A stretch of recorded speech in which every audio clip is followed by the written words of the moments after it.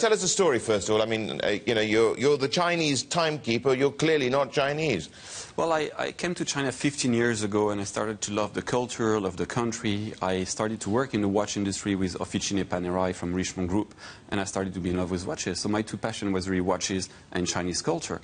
And I thought it'd be fantastic to combine these two passions and create the first proudly Chinese timepiece. So, is it entirely Chinese? It's 100% Chinese. Of course, there's a French designer, but apart from me being a French designer, the Chinese story, there is an heritage. The materials we're using, the only watchmaker using jade, for example. The manufacturing is 100% made in small workshop across China, and it's hand assembled in Hong Kong. The twist there is our watchmaker are Swiss trained. They're from Hong Kong, but they're Swiss trained, so we still have the best of both worlds in a way. Okay, we've got some watches here that we're showing that we went and filmed these yesterday in your store. Tell us about it. They're all limited edition, mechanical pieces, very high-end. But the idea of the brand is you don't need a watch to tell the time, obviously. You want a watch that tells a story that be different. It's not another Omega, another Rolex, another Pilot watch. It tells a Chinese story. And that's why our customers are fascinating about the watch. So you got back to a Chinese mathematician. He was much more than that, of course. In 1020 or thereabouts he was born. Exactly. 1,000 years ago, a man called Su Song created the very first in the world clock tower. It's a 10-meter high device. It kept the time very accurately. It was water-driven. And funny stories about that time. 1,000 years ago, a day in China was not 24 hours, but it was 12 times 2 hours. And these double hours were the hour of the dragon, of the snake, of the horse. Fascinating story. So we created a watch which is not run on a 12-hour dial as it usually does. It's a 24-hour dial, one turns a day. Fascinating. So customer come in the boutique, discover a brand new story every day. You have actually 24 dots on your watch, or do you have just 12? 12, but those every hour is actually 90 minutes. It's one of the signs of the zodiac. So it's 120 minutes. Exactly, yes. Right.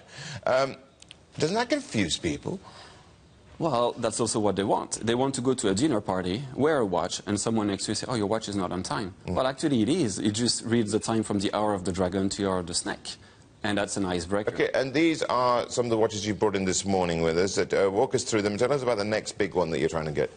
Well, all the watches I brought this morning, a couple are interesting, is we use jade. And we're the only watchmaker in the US to red jade, white jade, green jade, and that's a fascinating stone in China. It carries a lot of story, a lot of wisdom. And so the Chinese customer look at this watch and say, finally, a piece of our own culture. And they love it. So quite excited about that. Well, tell me, Adrian, I mean, there are so many stigmas when it comes to, you know, the whole made in China moniker. How do you break that down? That's our main struggle. In terms of the overall quality of the watch, people look at us and say, oh, China, is it good, is it not good? But the connoisseur understands a lot of watches are made in China. The real question But this is going to be absolutely crucial to building a brand. It is why we work on limited edition, handmade pieces, exclusivity, so that we don't do thousands of pieces every day. We do destination boutique, exclusive pieces, so the customer walk in and they know this watch has been handmade, has been taken care of. And from that point of view, we really start to build quality every day, improving.